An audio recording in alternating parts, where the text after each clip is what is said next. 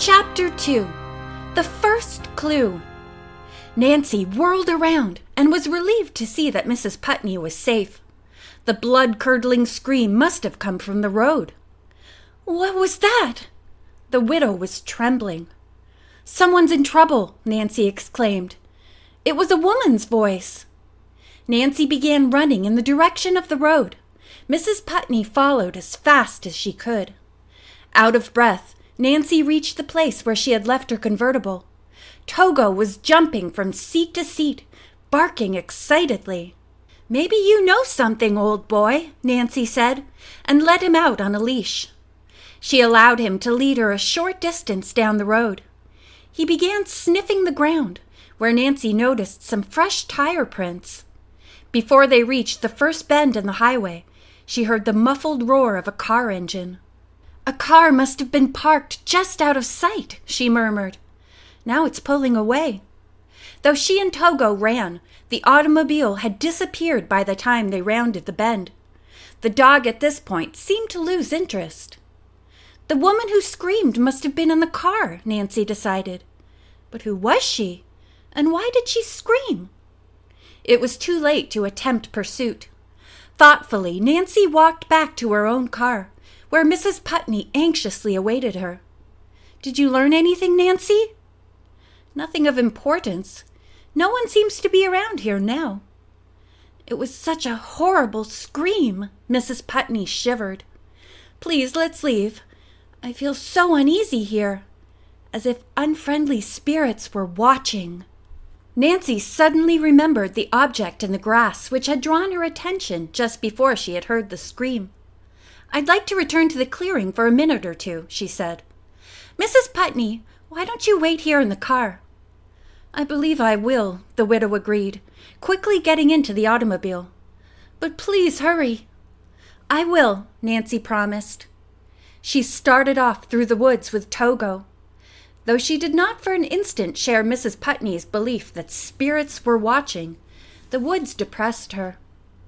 "I've allowed Mrs. Putney's ghost talk to get on my nerves," Nancy chided herself. As she approached the spot where Mrs. Putney had buried the jewelry, Togo began to act strangely. Twice he paused to sniff the air and whine. Once he looked up into Nancy's face as if trying to tell her something, and growled. "Togo, what is it?" Nancy asked. "One would think." She gazed alertly about the clearing. It was deserted, yet every rustle of the leaves seemed to warn her to be careful. Rather annoyed at her misgivings, Nancy went to the spot where she had been about to pick up the metallic object. Though she looked everywhere, the young detective was unable to find it.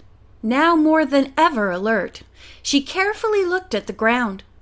In several places, the grass had been trampled by herself, Mrs. Putney, or by someone else. Togo began to sniff and tug at his leash. The dog led her to a depression in the ground which was hidden by bushes. Plainly visible in the soft earth were the prints of a man's shoes. Stooping down, she examined the footprints thoroughly, measuring them with her hand. Obviously they were fresh. The narrowness of the shoe and its length led Nancy to believe that the man who had walked there was tall and thin. "So that's why I can't find the piece of metal," she decided. "He came and picked it up while I was investigating the woman's scream. And probably," Nancy thought ruefully, "she was with him, and her scream was to frighten me away." Though the trail was indistinct, Nancy could follow the footprints to the shelf of land which overlooked the clearing. The stranger had concealed himself there, watching. If he didn't go off in the car, he may not be far from here now, Nancy decided uneasily. He may be the jewel thief. Nancy's attractive face tightened as she realized that danger might be lurking in the forest. She was convinced that the theft of Mrs. Putney's buried treasure was no ordinary affair. Only a very clever thief would have taken the trouble to substitute fake pieces of jewelry, she thought. No doubt it was done to keep Mrs. Putney from discovering her loss and reporting the theft to the police. Wasting no further time in reflection, Nancy followed the footprints. When the marks were no longer visible, Togo sniffed the ground intelligently and led her to the road, where he stopped. So the man did go off in the car, she sighed. With Togo trotting along beside her, Nancy returned to her convertible. "I'm so glad you're back," Mrs. Putney said, greatly relieved. "I was beginning to worry." En route to River Heights, Nancy said nothing of her findings, except that she thought the footprints might have been made by the thief. Her companion now seemed only mildly interested, and responded absent-mindedly to questions. When they came to the city, Mrs. Putney requested that she be dropped off at Mr. Freeman's jewelry store. Reminding her that the case of fake jewelry had been left at the Drew home, Nancy asked what should be done with it. "I'll get it later," Mrs. Putney decided. Nancy was pleased to have the case left in her possession, and promptly asked permission to show the jewelry to her father. "By all means do so," Mrs. Putney said. "Only please be careful not to reveal what I told you about my husband or his instructions." Nancy promised. After leaving the widow, she drove directly home. When her father arrived from his office, she had the collections spread out on the living room table in front of her. "Well, well, what's going on here?" the lawyer exclaimed, pausing to stare. "Have you been robbing jewelry stores lately, Nancy?" Carson Drew was a tall, distinguished-looking man of middle age, with keen, twinkling blue eyes like those of his daughter. He and his only child were companionable and shared a delightful sense of humor. Nancy sprung up to hug him. "Dad, I had the most exciting afternoon." "Ha! Another mystery," the lawyer said with a mock groan. "I think it's going to be a very interesting one. Just look at this fake jewelry." Mr. Drew examined the pieces one by one, while Nancy related some of the story. "One or two facts I can't tell," she said reluctantly. "Mrs. Putney swore me to secrecy." "I don't like that, Nancy." "Neither do I, Dad. But in a day or so she'll change her mind. Meanwhile, I can't pass up a good mystery." "I suppose not," her father replied. "The point is, if you're determined to try to help Mrs. Putney, you must be very cautious." Mr. Drew picked up a jewel-studded pin, studied it a moment, and added, "Whoever made this is a clever craftsman. He must have plotted every move far in advance, for it takes time to make imitations like this. Dad, do you suppose a River Heights jeweler made these pieces?" "Possible. However, I'm sure our jewelers are honest merchants, and if they made the imitations, they did so in good faith." Nancy replaced the jewelry in the leather case. "Tomorrow I'll show these pieces to a few of the River Heights stores, and perhaps someone can identify the work." Soon after breakfast the next morning, Nancy set forth on a tour of jewelry stores. Bigelow Company was the last establishment at which she called, and there luck was with her.